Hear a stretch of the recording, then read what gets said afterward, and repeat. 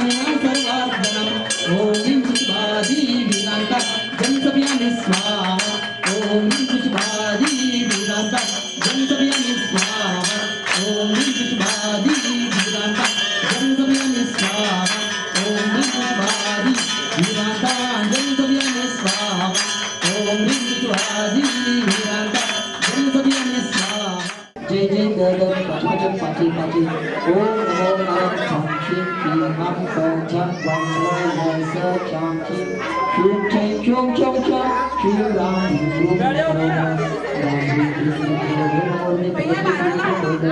आसमान श्री शांतिवता करता परिवार चंद्रकांत देवल विदिशा निवासी श्री किशोर महाजन रिसोर्ट निवासी के तीसरा नाम लेना नहीं है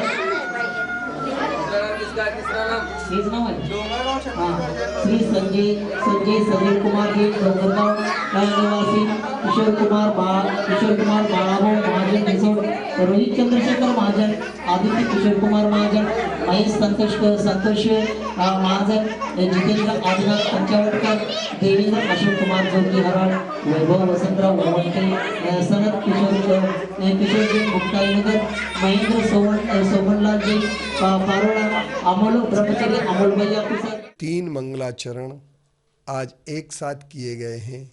आचार्य कुंद देव के द्वारा रचित, आचार्य मदन कीर्ति जी के द्वारा रचित और आचार्य विद्यानंदी जी के द्वारा रचित।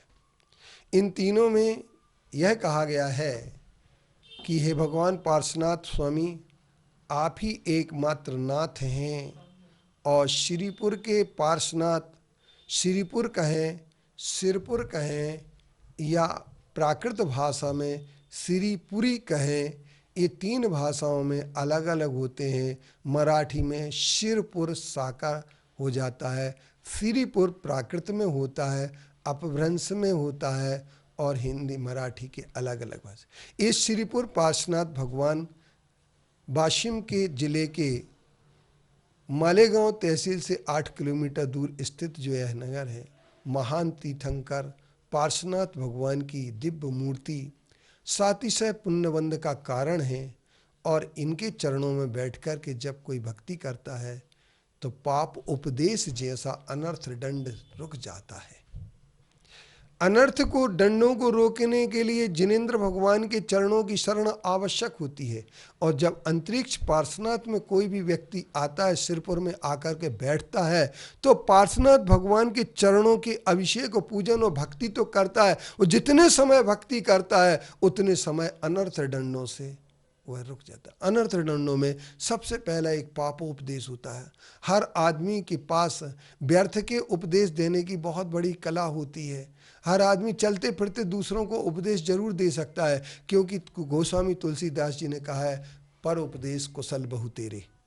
दूसरे को उपदेश देने में बहुत सारे लोग कुशल होते हैं और वो उपदेश जिससे पाप त्रियक क्लेश वनिज्या हिंसा रंभ प्रलंबनादि नाम कथा प्रसंग प्रसव स्मर्तव्य पाप उपदेशा। आचार्य समंतबद्ध देव कहते हैं जिससे त्रियंचों को क्लेश हो ऐसा उपदेश।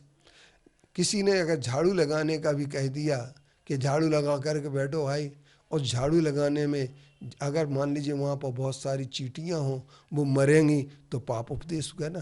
त्रियंचों को क्लेश हुआ कि नहीं हुआ। इसके उपरांत हम कभी कभी पशुओं के लिए कह देते हैं, ये तुम्हारा कुत्ते को क्यों तुम इतना भोजन डालते हो। कई लोग बैठे बैठे ये कुत्तों के भोजन के निषेध में अपनी याचिकाएं दायर कर देते हैं।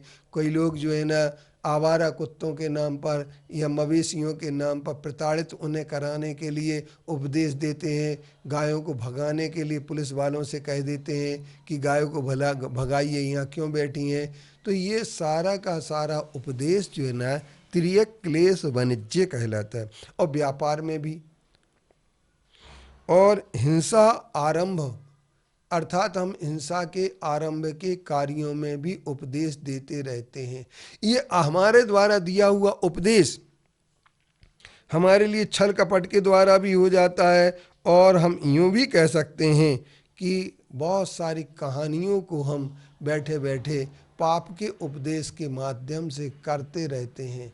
तो ये कथा प्रसंग प्रसवा स्मर्तव्य पाप उपदेशा, इनके लिए पाप उपदेश जानना चाहिए, ये आचार्य समंतभद्र देव कहते हैं। और उनका कहना यह है कि इन पापोपदेश से हमें बचना चाहिए कि जो हम चलते फिरते उपदेश देते रहते हैं। किसी भी गाय के लिए अगर गाय बैल कोई पालन करता है तो उसके लिए हम जाकर के सुझाव दे देते हैं।